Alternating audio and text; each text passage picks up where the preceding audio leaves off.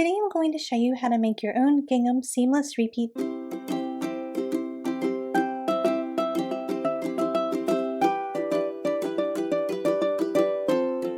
Hi, welcome back. Today we're going to make this gingham seamless repeat pattern. I'm using the app Procreate to create my pattern. My canvas size is 600 by 600 pixels at 300 dots per inch. You can make your canvas whatever size you wish, just make it a square and at least 300 dots per inch so it'll print well for a variety of projects. So in layer number 1, I'm just going to drop color in and fill the entire layer. I'll go up here and click on the arrow, and then I want to resize my square. Because my canvas is 600 by 600, I want it to cover just half of the width, so I will resize this to 300 by 600 pixels. An easy way to do that is to tap on one of the nodes and then just manually type in your dimensions. Uncheck this link so that it doesn't automatically resize it, keeping the proportions, because you want it to turn into a rectangle.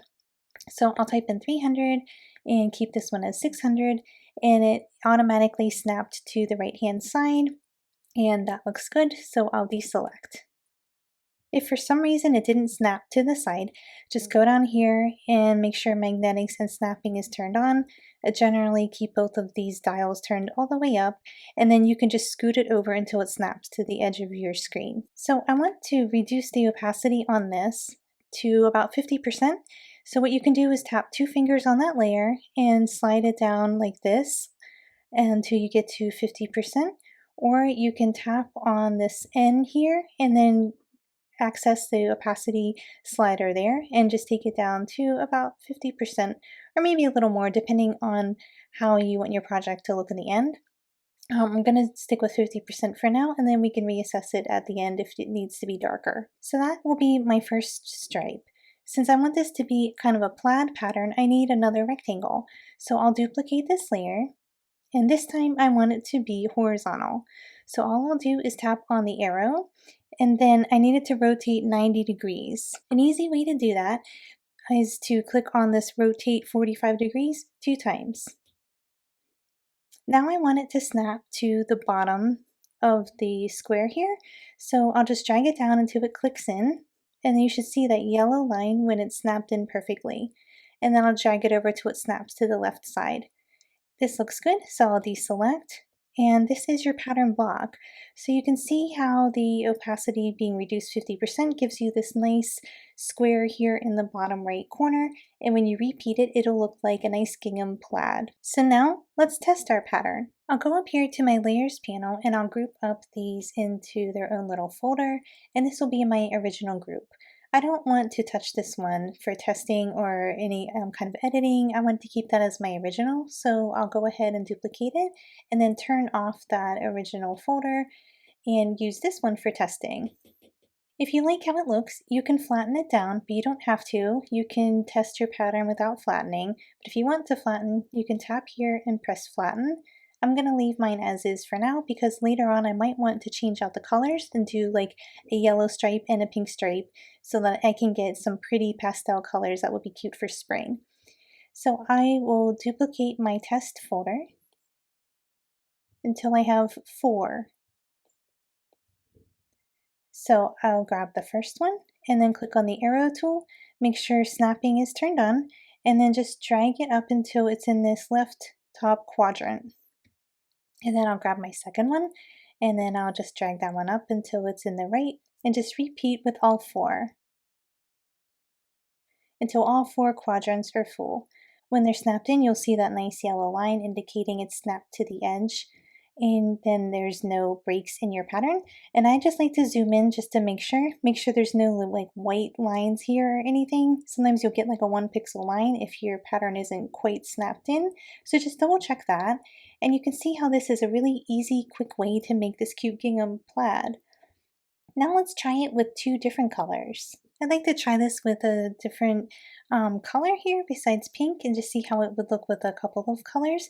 So I'll go back in here and I duplicated my original folder again, and I'm going to edit the colors here in these layers. So I think I'll keep one of them pink and then make the other one yellow. So to change it to yellow, I need to alpha lock the layer so that the color doesn't spill out all over the canvas. I want it to just remain within this horizontal stripe. So I'll press on it and tap alpha lock, or you can take two fingers and swipe to the right like this, and that's a quick way to alpha lock. And then you can tap on it again and press fill layer, and it will fill it with this color you have selected up here.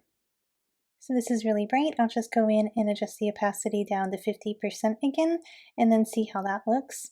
And that's really cute, like a rainbow kind of theme for spring. So now I want to test it and see how it looks when it's repeated over a large area. So you can either flatten it down or you can just duplicate this folder. I think this time I'll flatten it down just to keep this layers panel kind of clean.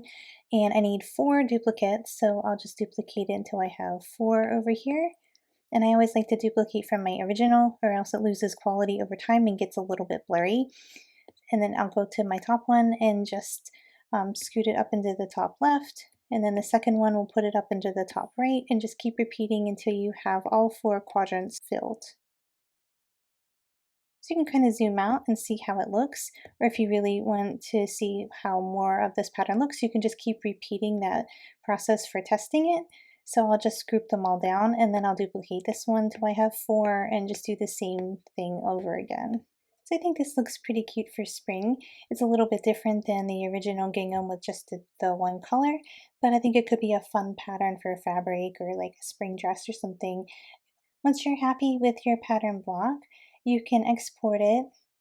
You can use your original that is just the full size in the 600 by 600 pixel square and export it as a PNG or a JPEG. You just click the wrench and go to the actions menu and then share, and then you can choose your file type here. A PNG is better quality, so I generally do that. And then you can just save it into your camera roll.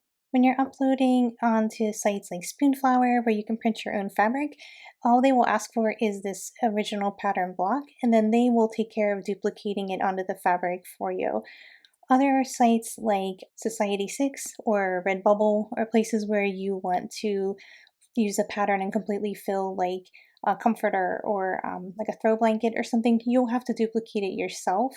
So what I do for that is I'll make the canvas the size that they recommend for that particular product, and then you'll have to use this pattern block and repeat it yourself over the size of the canvas that's appropriate for your product. I hope this tutorial was fun for you and you learned how to make your own repeat pattern. If you have other requests, feel free to leave them in the comments below. If you'd like to learn how to make your own pattern brush from this, you might enjoy this tutorial here. If you share your work on Instagram, feel free to tag me so I can see the pretty pattern that you created. Don't forget to subscribe before you go so you don't miss out on the next fun tutorial.